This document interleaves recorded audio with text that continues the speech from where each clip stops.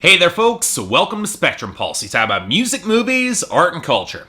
And today, we're going to be talking about the newest album from Ellie Goulding, titled Delirium. But first, let's go back to 2012 for a second. The pop charts, they're in a state of upheaval, as throughout the majority of the year, they've been dominated by indie rock and indie pop that flagrantly dodged the club material that had been ruling the charts for the past few years. I mean, sure, established stars like Maroon 5 and Taylor Swift will still have hits, but it's a time where anything can happen, and at least in one of the most musically fertile years for the pop charts of this decade thus far. And into this time comes a little unassuming song from an indie pop unknown from the UK that seemed too stripped back and too restrained to become really huge, and yet it goes up to become number 2 on the Hot 100. That song was Lights, the artist is Ellie Goulding, and like most hits from the UK, the song had dropped over a year earlier from her recently well-received debut album. It was one of those songs that seemed to come from a different universe than most mainstream pop, all restraint and atmosphere and esoteric lyricism, and yet it didn't take that long for Ellie to jettison most of that for her second album, Halcyon, and the re-release Halcyon Days, which were bigger, broader, and showed that she was just as comfortable playing in more conventional pop music too. On the one hand,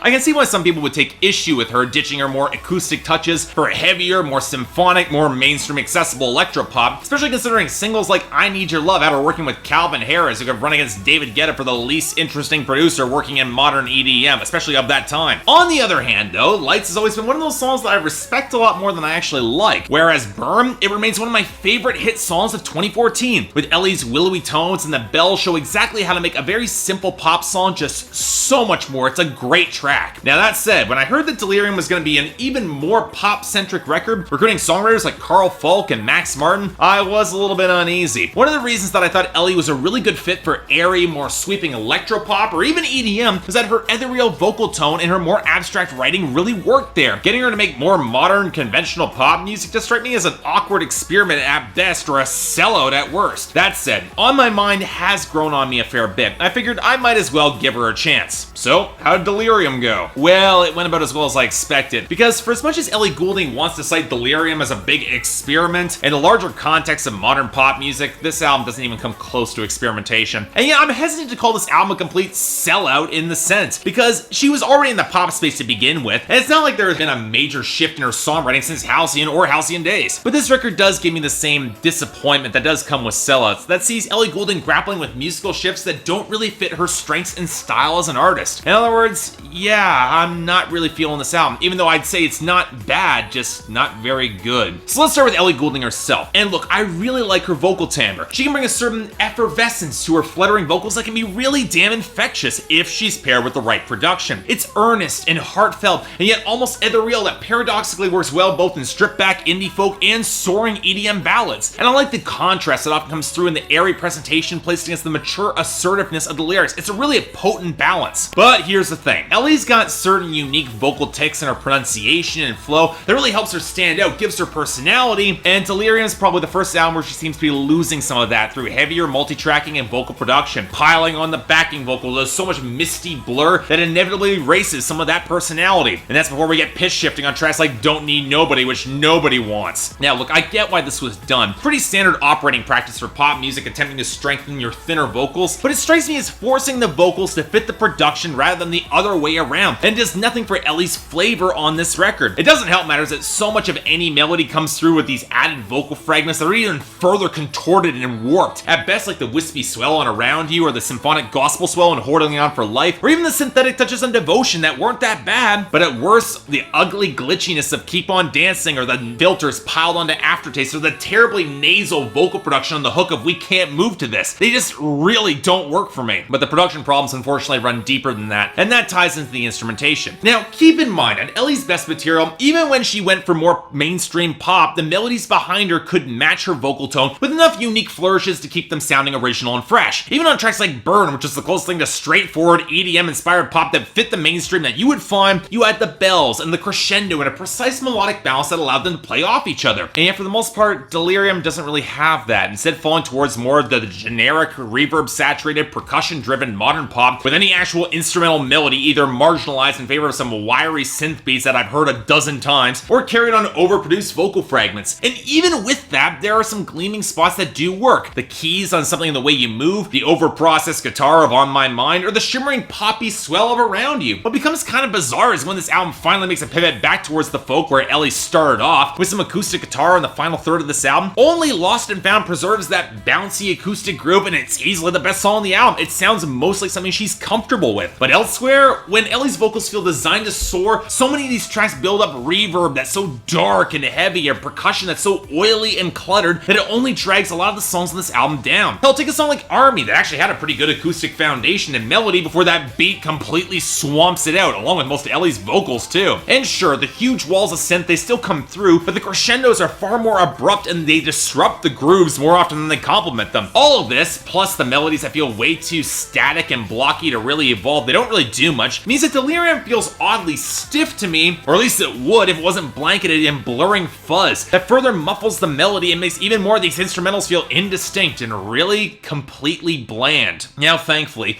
Ellie Goulding remains an above-average pop songwriter, which takes us to some of the lyrics. Now, as I said, there's an assertive, mature confidence in Ellie Goulding's writing that doesn't shy away from being vulnerable when she needs to be. Not so much raw, but open and plain spoken. She'll speak about breakups or bad relationships that seem destined to end, and she very much knows that, but she's determined to wring the best of it out while she can on Holding On for Life or Something in the Way You Move, only getting kind of exasperated when her partner isn't as openly honest and confident as she is. Hell, it's arguably where the most intriguing lyrics come on this album, like on Codes, where she'll admit that she'll overanalyze things, so keeping it simple works better for the both of them. Or take the unconventional relationship of Don't Panic, where she acknowledges she's got baggage and her repeated heartbreaks might make the current situation, the current different relationship seem awkward from the outside, but you know what? It's working, at least for her, so don't panic about it. It's one of the reasons why the inclusion of Love Me Like You Do from 50 Shades of Grey feels like a really bad decision. Not only is it a sloppily written and thuddingly mediocre song, it's not remotely believable that Ellie would play this sort of character, and given she didn't write this song, it's not surprising. And of course, there's On My Mind, easily the most interesting track, operating as the counterpoint to Ed Sheeran's song Don't from last year, because even if it wasn't directly about him, it plays on the same principles and confirms the same characters in both songs. More importantly, it further defines an interesting trait about how Ellie Goulding approaches her relationships.